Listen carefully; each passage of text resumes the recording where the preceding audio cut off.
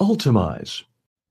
According to the Wall Street Journal, on Polymarket, just get this, 0.1% of accounts, not 1% of accounts, 0.1% of accounts capture 67% of all profits, while more than 70% of users lost money. So let's translate that.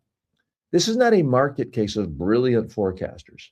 This is one guy eating a steak while 999, I almost made the mistake myself, 999 people split the bill and argue about the tip. And yet every person logging in thinks, yeah, but I'm the exception. Oh, really? You're smarter than 999 other people consistently over time in order to be a big winner? Okay, that's not confidence. That's delusion with a touchscreen. Look, I don't want to be a prude. Have I ever played poker? Yeah. Friendly game, low stakes. The kind of game where someone loses $40 and suddenly starts explaining probability like he's auditioning for a TED Talk. That's not the issue. The issue is what we've built. We've taken gambling, which is what Polymarkets and Kalshi are. We've removed the friction. We've removed the stigma and turned it into something that follows you around like a needy ex. Now, when I was young, gambling was technically possible, but it required a lot of effort. I would have had to beg my parents for money, convince them to drive me somewhere to get to a bus station, to get on a bus for 18 hours and end up in a casino that smelled like cigarettes and broken life decisions. In other words, possible, but it wasn't happening. Today, the kid gets handed a smartphone at 10 years old, so he'll be quiet at dinner. Fast forward a few years, and now he's under the covers at 2 a.m., not talking to friends, not watching videos, but losing money, real money. Tap, swipe, done. He could lose more before sunrise than I could have lost in an entire summer. That's not innovation. That's the casino that's figured out how to crawl into bed with you and your kid. And we're supposed to call this a prediction market. Please. It's like calling a slot machine a financial advisor. Nobody can predict the future. Not you, not me, not the guy online whispering lock of the week like he's giving you insider information instead of a guess. You're guessing. Yeah, everybody can guess the future and occasionally guess right, but you're guessing. Sports, politics, outcomes, it's all guessing. And the math doesn't lie. 0.1% takes 67% of all the money on these prediction markets. Here's the other really key statistic that is going to go in one ear and out the other, but here it is. More than 70% of people who gamble, and yes, it's gambling on these prediction markets, lose money. 70%.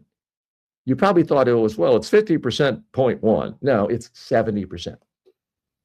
That's not a system you win. That's a system you participate in until you lose. Let me explain something that should immediately snap people back to reality. If you believe you're going to win consistently in one of these systems, you're saying out loud that you're smarter than 999 other people trying to do the exact same thing. Not once, not by accident, but consistently over time. That's not a strategy. That's a personality disorder with a login screen. And the platform depends on you believing that. Because if you understood you were probably a part of the 70% losing money, you'd stop. But if you think you're the exception, you keep going, you keep betting, you keep feeding the tiny fraction of people who actually take all the money. You're not the shark, you're the ecosystem. And this is where it becomes a real societal issue, because we're training people, especially young men, to believe they're investors when they're actually just gamblers with better branding. Now, I'm not saying ban the stock market. That's tied at least loosely to real economic activity.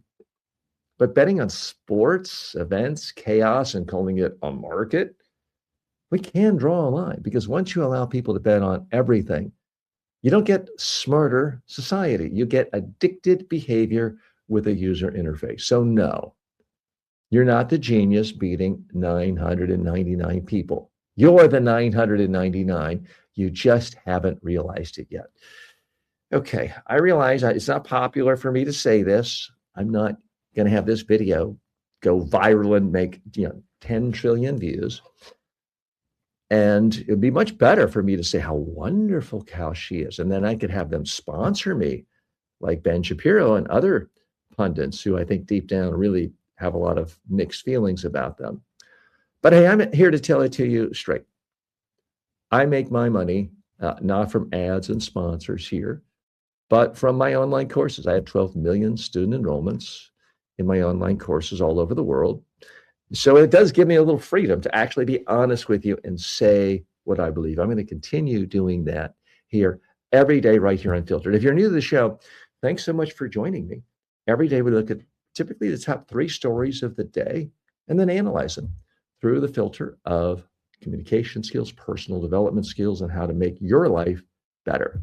More in just a moment. You don't need a complete life overhaul. You don't need a 10-step system or a 90-day transformation. Most of the time, you need a small shift repeated often enough that it sticks. That's it.